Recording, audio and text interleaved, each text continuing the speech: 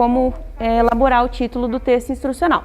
Então, ele começa pelo título, e aí o primeiro parágrafo. O primeiro parágrafo é do quê? Ele é destinado a fazer uma introdução, uma contextualização, né? A gente já está acostumado com isso, porque nunca dá para começar assim, caindo de paraquedas, falando de coisas que você não contextualizou, porque o texto fica muito incoerente, né? Fica meio perdido, assim, sem sentido. Então, você tem que contextualizar ali, fazer uma falinha curta sobre o que você está falando, qual que é o assunto, o que você vai abordar nesse texto e tudo mais.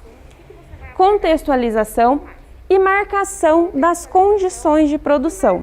Isso aqui, pessoal, é bem específico, tá? Marcação das condições de produção. Onde estão as condições de produção?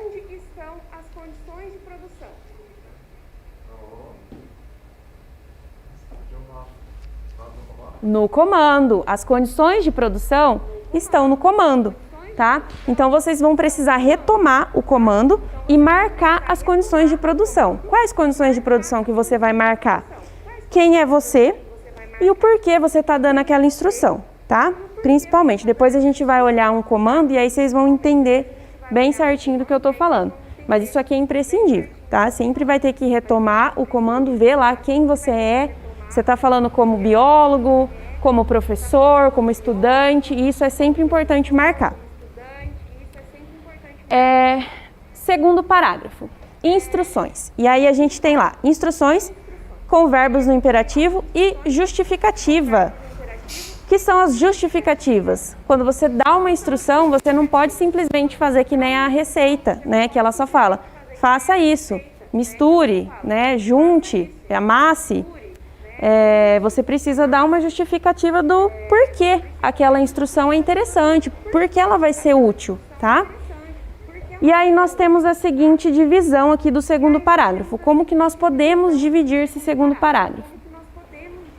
3 instruções. E aí a gente segue lá, primeira instrução e em seguida dela a justificativa dela, tá? A justificativa da primeira instrução. Segunda instrução, justificativa da segunda instrução. Terceira instrução, justificativa da terceira instrução. É bem receitinha de bolo mesmo, é uma coisa seguidinha da outra. Daqui a pouco eu vou ler um exemplo para vocês e vai começar a ficar mais claro, tá?